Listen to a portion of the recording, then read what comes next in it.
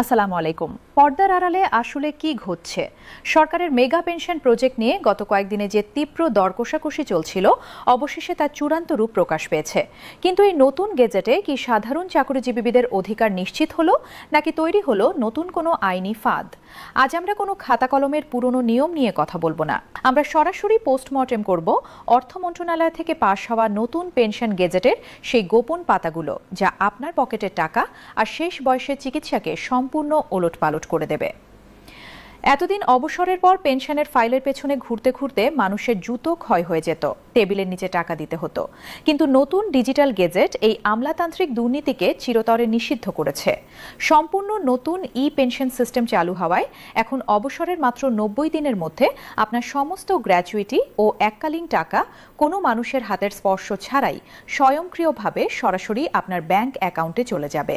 যদি কোনো কর্মকর্তা ইচ্ছাকৃতভাবে পেনশনের ফাইল আটকে রাখেন, তবে তার বিরুদ্ধে বিভাগীয় শাস্তিমূলক ব্যবস্থার কঠোর আইনি ধারা যুক্ত করা হয়েছে। সবচেয়ে বড় চমক আর মানবিক স্পর্শটি দেওয়া হয়েছে চিকিৎসা ভাতায়।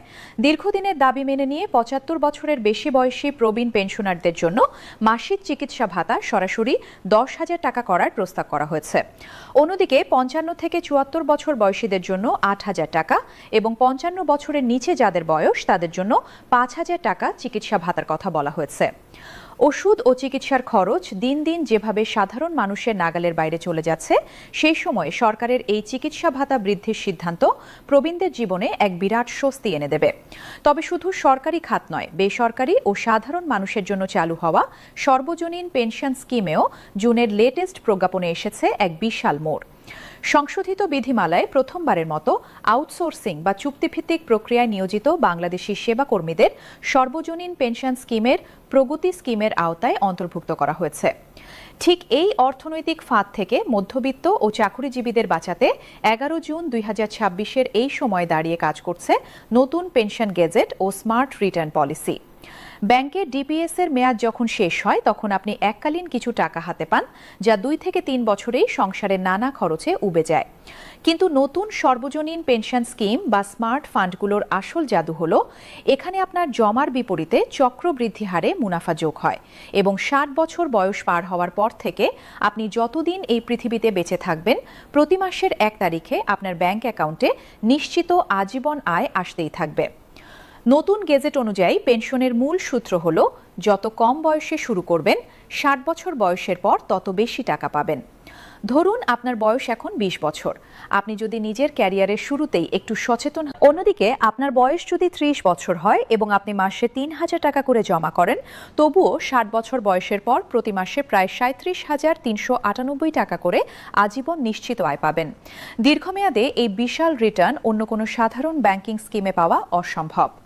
সবচেয়ে বড় প্লাস পয়েন্ট হলো, এই মাসিক পেনশনের টাকার উপর সরকারকে কোনো ইনকাম ট্যাক্স বা আয়কর দিতে হবে না। এটি সম্পূর্ণ করমুক্ত।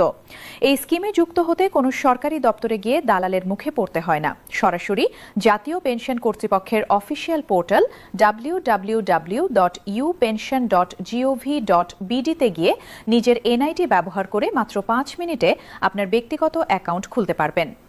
আজকের এই মধ্যবিত্তের ফিনান্সিয়াল মাস্টার প্ল্যানটি আপনার কেমন লেগেছে তা কমেন্ট করে জানান। ভিডিওটি ভালো লাগলে শেয়ার করুন এবং চ্যানেলটি সাবস্ক্রাইব করে বেল আইকনটি চেপে রাখুন। আজ 11 জুন 2026।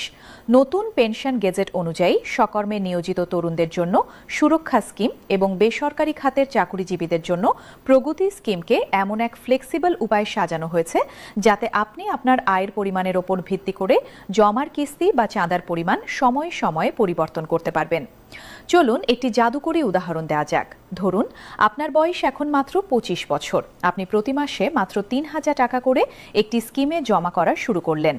এই সামান্য 3,000 টাকা কিন্তু একটা ভালো রেস্টুরেন্টে বন্ধুদের সাথে একবার খাওয়া কিংবা একটা ব্র্যান্ডের জামা কেনার খরচের চেয়েও কম।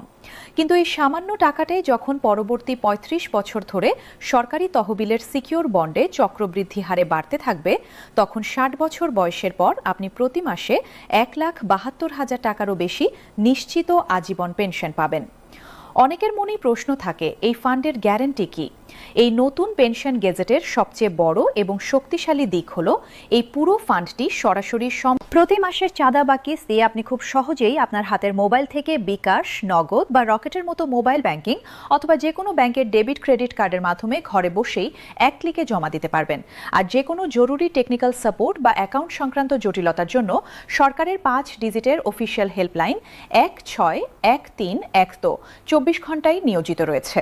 এছাড়া নতুন বিধিমালার অন্যতম আকর্ষণীয় সংযোজন হল এককালীন উত্তোলন সুবিধা, যেখানে একজন চাঁদাদাতা পেনশনযোগ্য বয়সে উপনীত হওয়ার পর আজীবন পেনশনের পাশাপাশি তার জমাকৃত তহবিলের সর্বোচ্চ 30% পর্যন্ত এককালীন একমুঠো নগদ টাকা তুলে নিতে পারবেন।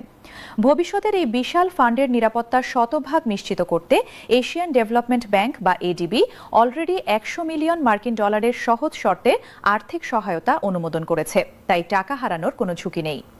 এই নতুন পেনশন গেজেটের এক্সক্লুসিভ তথ্যগুলো আপনার কেমন লাগলো তা অবশ্যই নিচে কমেন্ট করে জানান।